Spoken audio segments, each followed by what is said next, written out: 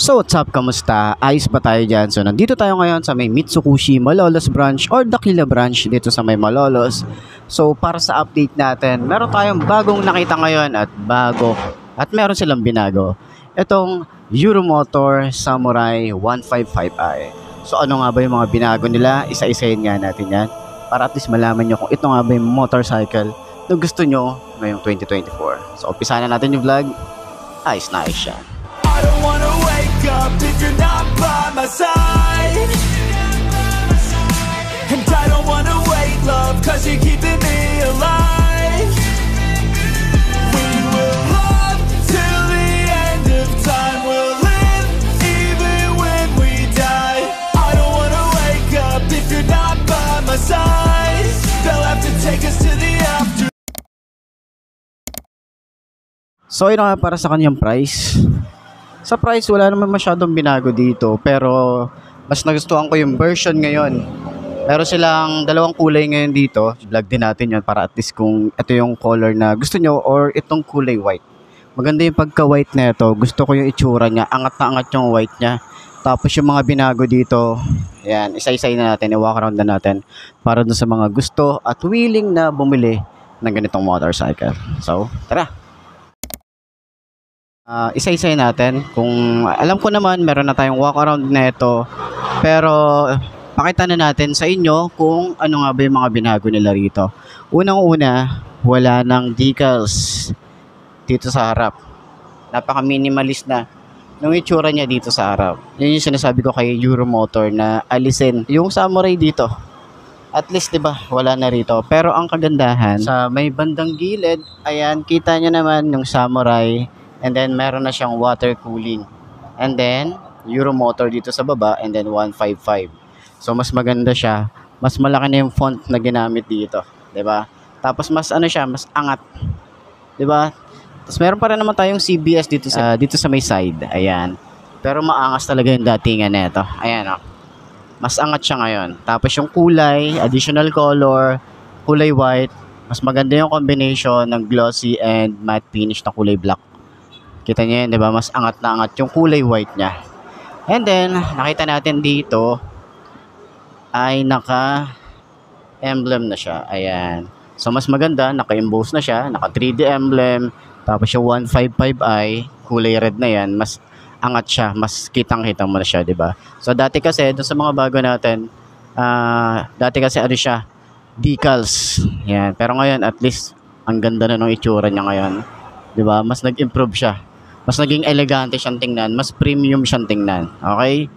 So, nakita rin natin dito, kasya pala rito yung half face na helmet, no? Sa full face, hindi talaga, depende talaga siguro sa size yun. Pero ayan, kasya yung ating half face dito. And then, nakita rin natin, binago rin nila rito yung upuan. Pakita natin yung upuan. Tanggalin muna natin to. Ayan, kita nyo yan. Ayan, o. Ganda ng upuan. Meron siyang mga design na ganyan. Tapos ang ganda nung kanyang leather na ginamit dito. And then makapal. And then sobrang lambot nung kanyang foam. May mga stitches siya rito. Ayan. So balik na natin. Para at least hindi siya madumihan at hindi siya maalikabukan. Yung kanyang mugs. Ayan o. Kulay gold na siya. Dito sa kulay white. Kasi dun sa kulay blue is kulay black siya. Matte black yung kanyang mugs.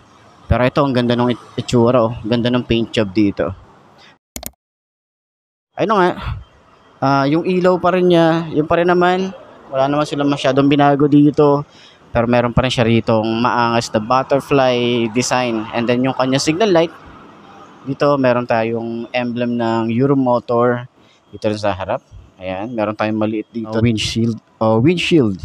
Pwede nyo palitan to. Yung iba, may nakita ko, pinapalitan to. Tapos, nandito yung kanyang side mirror. Ayan, nakita na nga rin pala natin yung side mirror. Padahon shape. Medyo maliit lang, kasing laki lang ng aking kamay. Ayan. So, yun nga, meron mga nagko-custom. Pwede nyo kasing palitan yan. Meron kasi siyang bolts dito. And then, yung iba talaga, may mga nabibili sa aftermarket. So, yung mga nagtatanong ng mga parts, is available sa marami namang kasukat na aftermarket parts to. Syempre, meron na tayong Honda Click 160. Halos sukat lang din naman sila. Halos kasing laka lang din naman sila. Ayan. So, LED, yung kanyang headlight. Okay, high and low. Tapos, yung kanyang park light dito, maganda rin. Then, meron tayong parang winglet dito. And then, matte finish. Tapos, meron tayong mga patulis na design dito. And, syempre, naka-telescopic fork pa rin tayo rito. May CBS siya. And, yung kanyang extension nga pala ng kanyang fender. Maiksi lang din naman. Tapos, flexible. Yan, naka-single disc brake. Naka-dual path caliper. Tapos, combi brake na rin dito sa harap. Ang ganda yung kanyang mugs, ganda ng paint job, Cordial yung kanyang brand para dito. So hindi ka na tinipid dito ni Euromotor.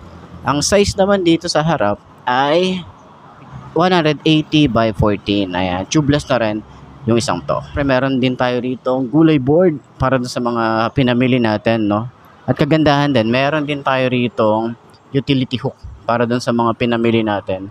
In case na meron tayong isasabit, kailangan natin isabit. Tapos kung meron tayong mga pinamili pa na kailangan ilagay sa gulay board, ayan, available siya, di ba? So, dito rin yung battery. Meron din tayo ritong open part para sa air intake niya. Yan. Then keyless na nga rin pala to. At syempre, in case na malowbat siya or itong ano, alam ko hindi malulowbat to kasi itong remote niya is solar. Meron siyang solar panel dito. Yan. So, hindi talaga siya malulowbat, no? Ilagay mo lang doon sa initan. Talagang mag-charge na siya. Ayan. Maganda yung keyless niya. Dito rin binubuksan yung seat. Utility hook. Then, meron din tayong side pocket dito. Ayan. USB charging port nandito sa side. Para doon sa long ride natin, hindi ka na mag-worry kung malulowbat ka. Okay? So, sa ating handlebar is naka-upright position tayo rito. Meron nga rin pala tong on and off ng kanyang idling stop. Ayan. Pwede nyo i-on, pwede nyo i-off. So, on and off ng kanyang headlight, electric starter, and then yung kanyang lever, maganda rin yung grip, makapit yung grip. Tapos, mababaw lang yung ating throttle dito. So, responsive naman siya. Kita niyan, ayan. Responsive naman siya. Then, funnel gauge natin. Try natin buksan para at least malaman niyo yung itsura. Pero ilang beses tayo nakapag nito activate. Ayan. Pag in-on natin, kita natin diyan yung mga details. Meron tayong clock, meron tayong speedometer, odometer, mileage, fuel gauge dito sa bandang side, and then ito yung battery. Yan. So, dito yung adjust. Mag-a-adjust kayo. Meron din ditong check engine. Ayan. So, pag signal light, ayan, dito sa taas. Okay. So, wala siyang hazard. So, sana dito, additional features, maglagay din rin silang hazard, di ba? Para at least, di ba, hindi ka na magpapalagay. So, meron din siyang ilaw or backlight para dito sa kanyang ignition, di ba? Tapos yung ilaw, on natin. Ito yung tsura. Okay. Maliwanag na siya kahit sabihin natin umaga pa o tanghaling tapat ngayon. Pero maliwanag siya. Kitang-kita mo pa rin. Sa taillight niya, ito yung taillight. Napaka-angas pa rin ng itsura ng taillight na ito. Napaka-unique style nung datingan niya. Ayan. So, patay na natin. So, upuan. Ayan. Meron tayong compartment. Meron tayong utility hook. Ayan. In case na meron kayong isasabit. Tapos, dito yung coolant niya. Pag mapapalit kayo, din yung ating gas tank. So, hindi nyo na kailangan ng susi para ma-open to. Ayan. Ma-open nyo na siya kahit hindi nyo na siya susian, diba? Ayos. And then, syempre naka-liquid cool tayo rito. Ayan. Maganda yung foot pegs para sa angkas. Meron din siya mga patulis na design dito. Meron din siyang lock. Ayan. Maganda yung kanyang cover para dito sa kanyang liquid cooled or sa radiator niya. Meron din tayong tire hugger, flexible naman yan. Meron din tayong rubber dito para sa talasik na mga putek, hindi siya agad-agad madudumihan yung likod niya or dito sa ilalim. Meron din tayong swing arm. Maganda yung paint job, glossy finish, meron tayong mga glitter effect dito. And then, naka-dual path caliper, single disc brake, And then naka-mugs din tayo rito. Tubeless na rin ang isang to. And ang size dito is 120/70 by 14. Napaka-stylish din nung itsura ng ating muffler dito. And then yung style ng ating cover. Meron tayong parang carbon fiber finish dito. Matte finish. And yung ating signal light. Ayan. Flexible din to. Ayan o. Diba? Hindi siya basta-basta mapuputol or pag nasagi siya, hindi siya basta-basta masisira. Hindi katulad ng mga nakita natin na sobrang tigas, di ba? Yun, mga delikado yun na mabunggo talaga. Plate light, meron tayong reflector, and then malapad yung ating fender. Ayan. So, naka-monoshock tayo rito. And then, naka-ESP Plus na rin to. Yun yung kagandahan din dito. Di ba? At least tipid na sa gasolina. Or, tapos mas maganda rin yung hatak na ito. Wala tayong kickstart dito kaya monitor nyo palagi yung battery nyo. Okay? So, kagandahan din. Meron din tayo rito side stand kill switch. Ayan. Para sa safety features ng mga rider natin. Kasi kadalasan is nakakalimutan talaga tong itaas. Diba? Lalo na kapag bumabiyahe na tayo. So, sakyan naman natin para at least doon sa mga 5'2" na kagaya ko kung abot ba natin ang ganitong motorcycle. Sasakyan natin yan sa 5'2" na kagaya ko para may reference kayo. Okay? Ayos yan. And I need you, you can save me. I will play through if you betray me. Cause I know that I'll always be the one for you. And we fall hard, yeah we fall fast. Got a few scars from our old past. But I know that I'll always be the one for you. I'll always be the one for you.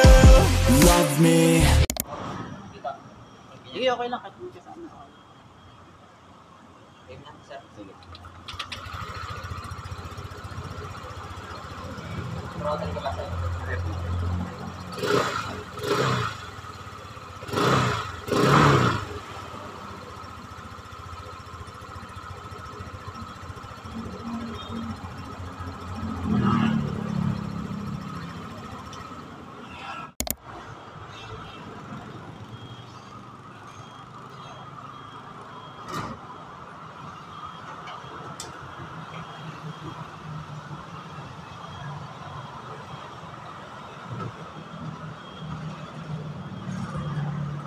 So ayun, para sa 5'2" na kagaya ko, naka-boots na tayo niyan pero tingkayad tayo. So mas advice ko na mag-boots tayo dun sa mga 5'2" na kagaya ko. No? Okay naman yung motor, hindi naman siya ganun kabigat. Madali naman siyang i-manage at magaan na siya kapag naitayo nyo na siya.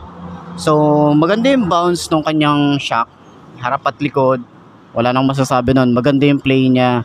Tapos yung kanyang turning radius is malawak talaga siya. Tapos yung ating OBR, no, maluwag pa, no. Yung upo ko dito is nasa dulo na ako nito. Yun, check nyo na lang kung talagang ito yung para sa inyo.